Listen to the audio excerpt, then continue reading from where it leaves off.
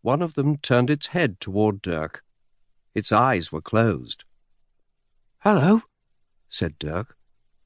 "Where did you come from?" He was still young enough back then to expect it would answer. The kitten opened its mouth, but the old man said, "Come away and give them some privacy. It's cruel to scare them so early in their lives." So Dirk never learned what the kitten had been about to reply. The old woman. Here's what she was like. Her face was scored with lines from working outside in all weathers. She wore dull clothes in colours that had forgotten to be colourful. It didn't matter.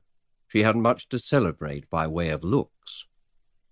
Her nervous eyes were bulbous, her lips dry and inclined to pursing. When she hitched up her skirts to wash her calves once a month, however, her lower legs and ankles were smooth and pretty. Dirk always found this confounding. "One day you'll be too old to watch me wash myself," she said. "Towel." Was she loving, or was she harsh? Dirk didn't know. A child who lives in a hut in the forest can't answer such a question. She was as she was, the way the wild boar is a wild boar or the butterfly a butterfly. She thinned her ale with spring water.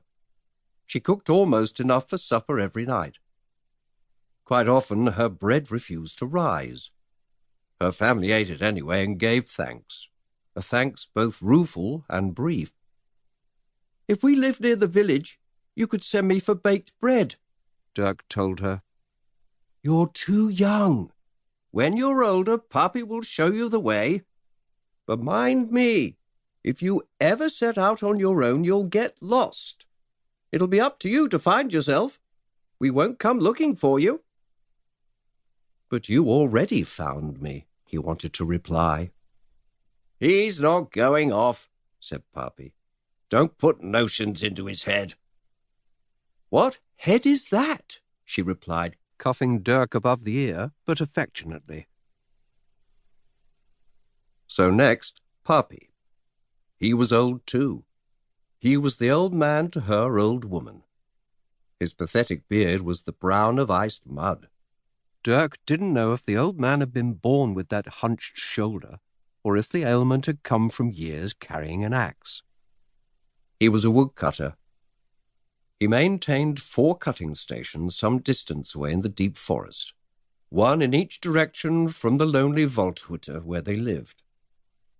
Upon a tree at each station, he'd hammered a wooden box. Beneath the box he left trimmed logs and stacked kindling. If passers-by wanted tinder for their ovens or hearths, they could take what they needed and in exchange drop some coins in the box.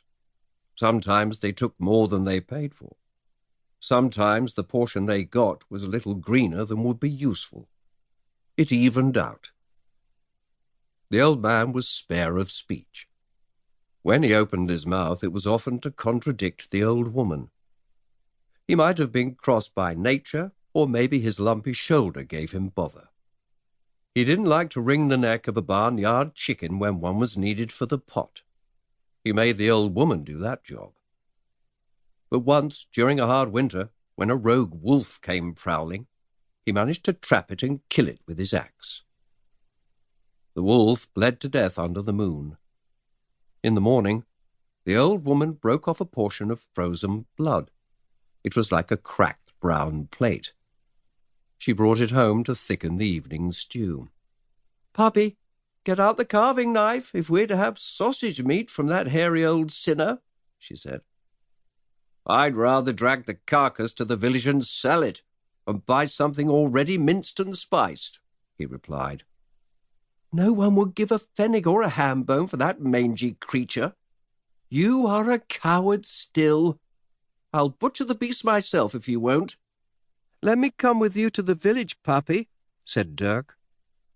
"No one's going to the village," shouted the old woman. She named the rules. "Nobody here knows where it is." That was a regular lie to make Dirk shut up. They all knew that the old man went for provisions every